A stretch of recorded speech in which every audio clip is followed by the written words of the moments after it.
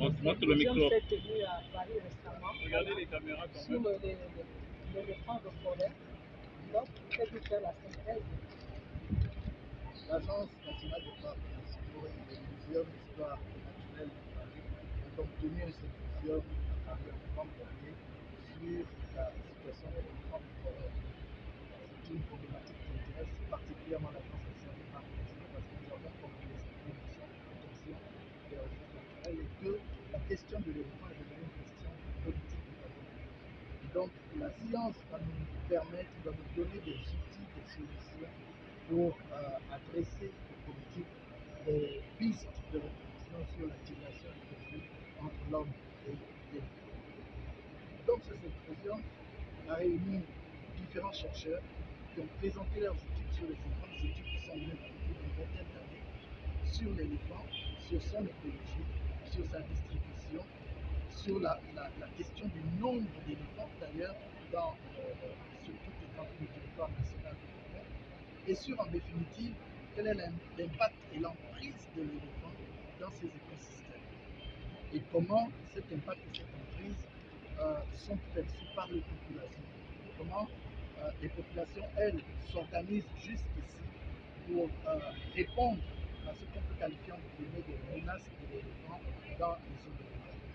Donc c'est, si vous voulez, ce conflit latent entre l'homme et l'éléphant qui était sous-jacent à cette grande étude scientifique qui avait pour objectif de donner à l'Agence nationale des parcs nationaux, et comme je le disais tout à l'heure, aux hommes politiques, des outils pour répondre à cette question. Et d'une part, il faut protéger l'éléphant parce que son impact est positif sur la croissance et la vitalité des écosystèmes forestiers, mais aussi il faut protéger l'homme et permettre à l'homme de se développer dans ces mêmes écosystèmes forestiers. Et donc, on voit que au-delà du conflit que l'on perçoit tout de suite, parce que les éléphants détruisent les plantations, parfois attaquent les humains, au-delà de ce conflit, il faut aller vers une réconciliation entre l'homme et la nature, de façon à ce que l'homme intègre l'importance de la nature dans son développement à lui, et que cette intégration permette de mieux aménager les territoires. Je voudrais comprendre une chose qui fait difficile. Pourtant, avant, les éléphants avaient leur habitat, ils se déplaçaient chaque fois d'attaquer, aller déplacer les plantations des populations. Qu'est-ce qui a amené les éléphants aujourd'hui à se déplacer de leur habitat naturel pour aller vers le village? C'est en effet la grande question scientifique que ces études commencent à poser. Vous l'avez bien relevé, tout le monde le constate, et même dans les villages, on nous le dit. Il y a 20 ans, il y a 30 ans, les éléphants n'attaquaient pas. Qu'est-ce qui s'est passé? Est-ce que, comme on le dit bien trop facilement, ce sont des changements climatiques? Est-ce que les changements climatiques font en sorte que les aires d'alimentation d'éléphants deviennent rares, donc ils s'en vont de plus en plus loin pour s'alimenter? Est-ce que c'est l'activité économique de l'homme? Est-ce que l'homme va de plus en plus loin dans la forêt, peut-être pour l'exploitation forestière, peut-être pour l'exploitation minière, tout autre type d'exploitation? Est-ce que c'est le braconnage intensif qui devient incontrôlable dans le pays? Qu'est-ce qui fait en effet que l'éléphant se déplace de ces animaux, de ces zones habituelles pour aller être en compétition dans les plantations, dans les villages des humains? Parce que l'éléphant est un animal discipliné, c'est un animal intelligent, c'est un animal discipliné. Tant qu'on n'aura que des mesures de réaction et non pas de commencer à comprendre pourquoi l'éléphant est sorti de son terroir, on n'avancera pas, je pense. Et donc ce type de travaux ont pour objectif de nous amener à la compréhension du pourquoi. Pourquoi l'éléphant s'est déplacé? Je suis convaincu que ce n'est pas la même raison dans toutes les zones, toutes les zones du monde. Et que parfois, il faut repartir interroger les populations par la cartographie participative, par exemple, pour leur demander comment les villages ont évolué, comment les plantations ont évolué, qu'est-ce que vous plantiez avant. Peut-être que vous plantez aujourd'hui des choses qui intéressent les éléphants. Qu'est-ce que vous plantiez avant qui faisait que les éléphants ne soient pas intéressés par vos plantations? Et pourquoi aujourd'hui les éléphants viennent absolument manger ce que vous plantez? Donc, nous savons que nos plantations elles-mêmes, elles se déplacent dans la forêt. Les villages aussi, dans une longue période, se sont déplacés. Les éléphants, quand vous étudiez leur écologie, ce sont des animaux très disciplinés. Ils ont leurs cimetières, ils ont leurs routes, ils ont leurs aires d'alimentation. et ils ont presque la couleur de la forêt, donc vous passez, vous ne les voyez pas. Aujourd'hui, ils sortent de leur territoire. C'est un signal. Alors, comment repenser l'éléphant et l'homme? Ça, c'est une décision politique. Devant vous. Toujours ici. Fais monter le micro. Fais monter, oui.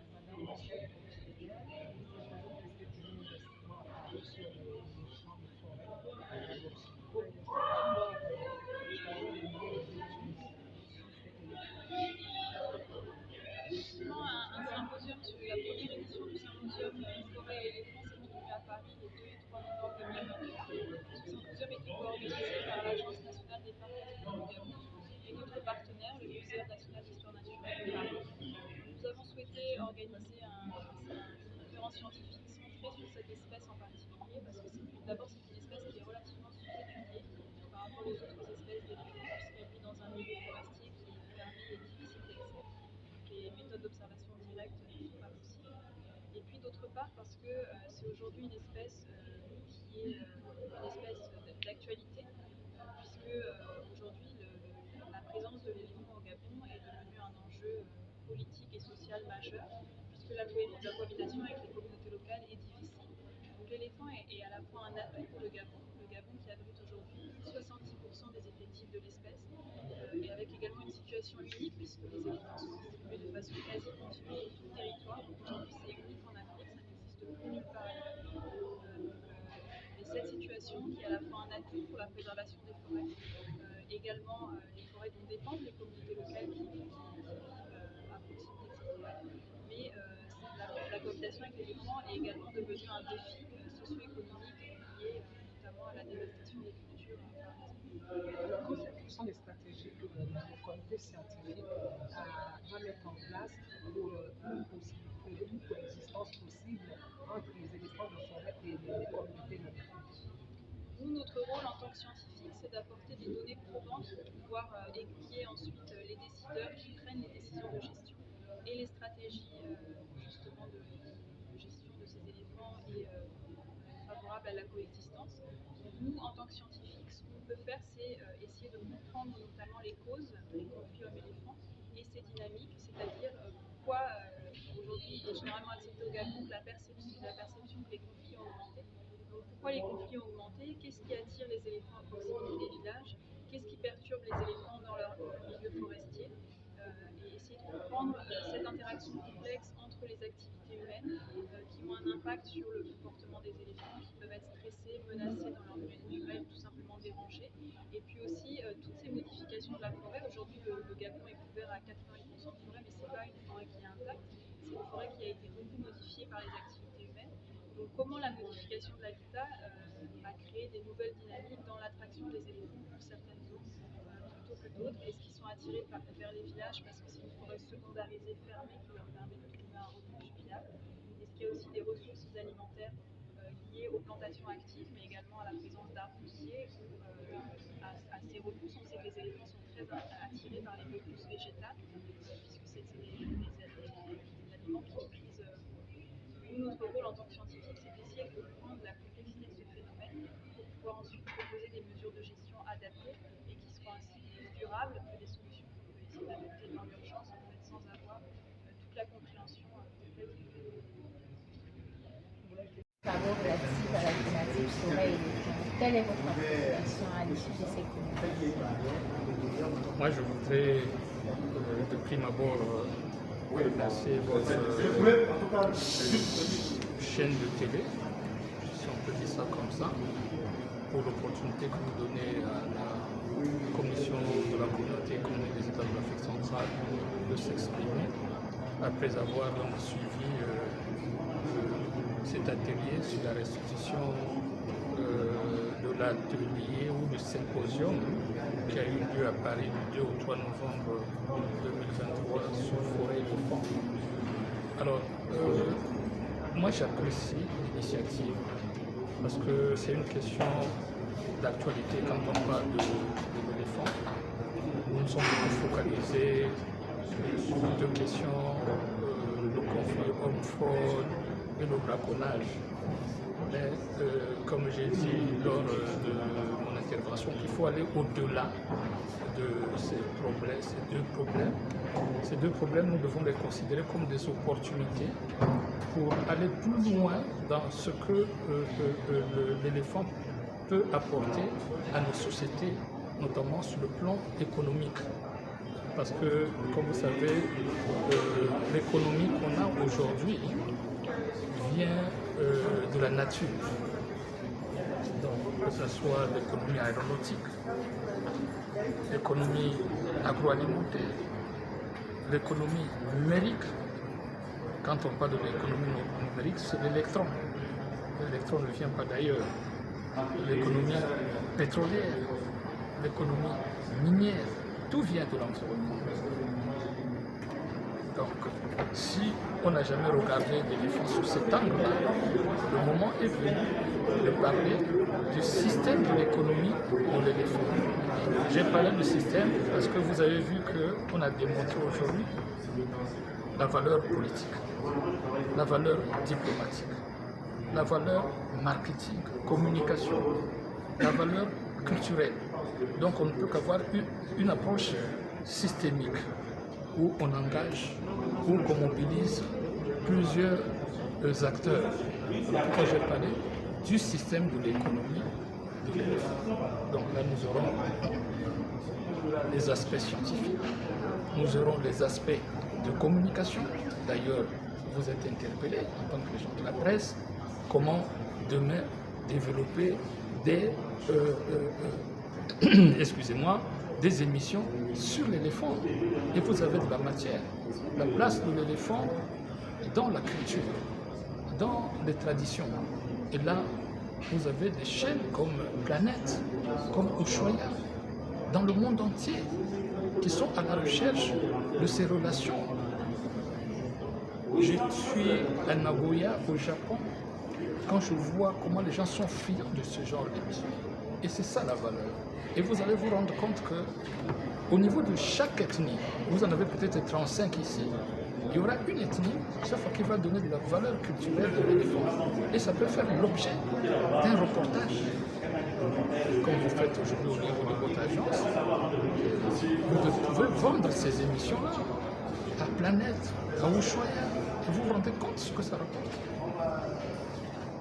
Aujourd'hui, les émissions les plus regardées dans le monde, ce sont des émissions écologiques qui associent l'écologie et la culture. Donc voilà pourquoi j'ai parlé de ce système-là et parlé que le Gabon doit prendre le leadership. Parce que ça se passe ici. Parce que c'est au Gabon qu'on a, cet architecte du monde a mis les éléphants. Donc c'est pour que les Gabonais développent cela. Donc c'est ça que j'ai voulu dire en quelques mots. Mais donc ça a été un atelier qui a débouché donc, sur cette proposition. Et moi je souhaite que vous qui êtes dans le milieu de la communication, vous faites écho. Nous ne sommes pas venus seulement ici pour faire l'état des lieux, mais pour voir au-delà de cet atelier comment développer ce système. Pas l'économie du moment, mais c'est un véritable système. Vous vous rendez compte? Quand je parle des parcs zoologiques qui sont dans le monde, là, c'est une cible pour cette économie de marché. Quand je parle de chaînes de télévision à la fois thématiques, privées qui sont dans le monde, c'est une cible pour cette économie. Ouais, c'est immense. Donc c'est une économie qui s'adresse aux 8 milliards d'individus qui sont sur Terre. Et à ce moment-là, on comprendra quel est le rôle que l'éléphant peut jouer dans notre développement. J'ai parlé de la diplomatie. Donc on peut imaginer que demain, nous aurons le forum ici à Libreville sur l'économie de l'éléphant. Les gens viendront pour écouter ce qu'a dit le professeur, pour écouter ce que disent les gens dans les villages. Forum sur l'économie et la diplomatie de l'éléphant ici. Ça va être donc ça veut dire que le Gabon, le leadership, doit créer ici un technopole comme Silicon Valley, à l'intérieur duquel on aura toutes les activités réunies sur l'économie de l'éléphant. Comment aller parler de l'éléphant dans les conférences internationales? C'est de la diplomatie, c'est ce que vient de faire le président de la République. Voilà, donc c'est ça que je vois, pourquoi je vous dis que ça a été très très intéressant.